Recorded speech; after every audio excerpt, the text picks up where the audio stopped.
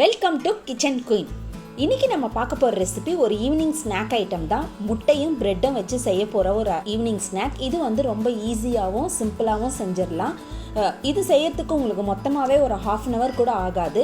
இதுக்கு முக்கியமாக 3 முட்டையும் 5 ப்ரெட்டும் தான் தேவைப்படும். இது எப்படி செய்யறதுன்றத இந்த வீடியோவை நீங்கள் ஃபுல்லாக பார்த்தீங்கன்னா உங்களுக்கு நல்லா புரியும். வாங்க இப்போ வீடியோக்குள்ளே போகலாம். 3 முட்டை வேக வச்சு எடுத்திருக்கேன். 5 ஸ்லைஸ் ப்ரெட் எடுத்திருக்கேன். நான் ப்ரௌன் ப்ரெட் எடுத்திருக்கேன். என்ன ப்ரெட் வேணாலும் எடுத்துக்கலாம். ஒரு மிக்சிங் பவுலில் 100 கிராம் அளவு கடலை மாவு, 1 ஸ்பூன் அளவு வெறுமிளகாய் தூள், 1.5 ஸ்பூன் அளவு தோசை மாவு, இல்லைனா நீங்கள் 1 ஸ்பூன் அளவு இட்லி மாவு போட்டுக்கலாம். அப்படி ரெண்டுமே இல்லைன்னா 1 ஸ்பூன் அளவு அரிசி மாவு சேர்த்துக்கலாம்.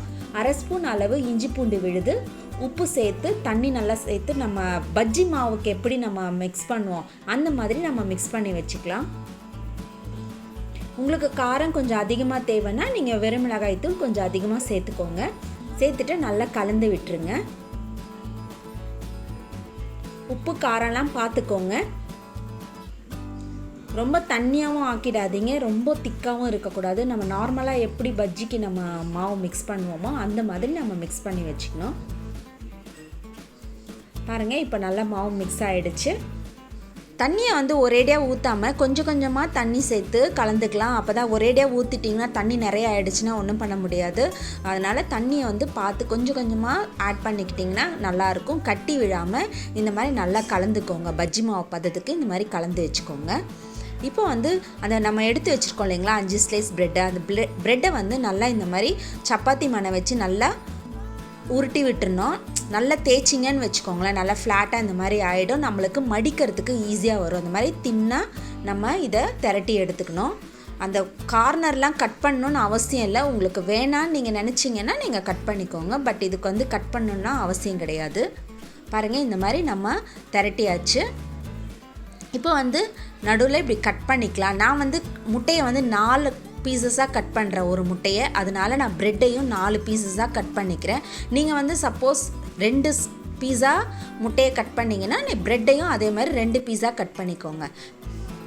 இப்போ 4 பீஸா இந்த மாதிரி கட் பண்ணி எடுத்துட்டேன். முட்டையும் இந்த மாதிரி 4 பீஸா கட் பண்ணிக்கலாம்.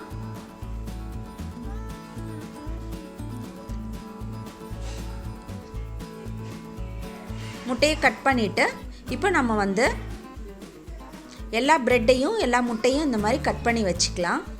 இப்போது ஒரு துண்டு ப்ரெட் எடுத்து ஓரங்களில் நம்ம கலக்கி வச்சுருந்தோம் இல்லைங்களா மாவு, அந்த ஓரத்தில் ஸ்பூன் வச்சோ இல்லை கையாலையோ நீங்கள் போட்டுட்டு நடுவில் நம்ம கட் பண்ணி வச்சுருக்கோம் இல்லைங்களா முட்டை, அதை எடுத்து வச்சுட்டு இன்னொரு ஸ்லைஸ் ப்ரெட்டை வந்து வச்சு நல்லா கையை வச்சு நல்லா அழுத்தம் கொடுத்து நல்லா மூடி விட்டுருங்க. அந்த மாவு இருக்கிறதுனால ப்ரெட்டு வந்து நல்லா ஒட்டிக்கும். பாருங்கள், இந்த மாதிரி நல்லா அமுத்தி விட்டுருங்க. இது மாதிரி எல்லா ப்ரெட்டையும் நீங்கள் வந்து ரெடி பண்ணி வச்சுக்கோங்க. இப்போ வந்து கடாயில் எண்ணெய் ஊற்றி எண்ணெய் காஞ்சிருச்சு.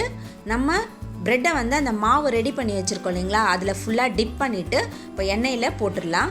நெருப்பு வந்து மீடியம் ஃப்ளேமில் வச்சுக்கோங்க. இப்போ நம்ம நார்மலாக பஜ்ஜி எப்படி போடுவோம் அந்த மாதிரி நீங்கள் எல்லாத்துலேயும் இந்த மாதிரி முக்கி எடுத்து போட்டுக்கோங்க.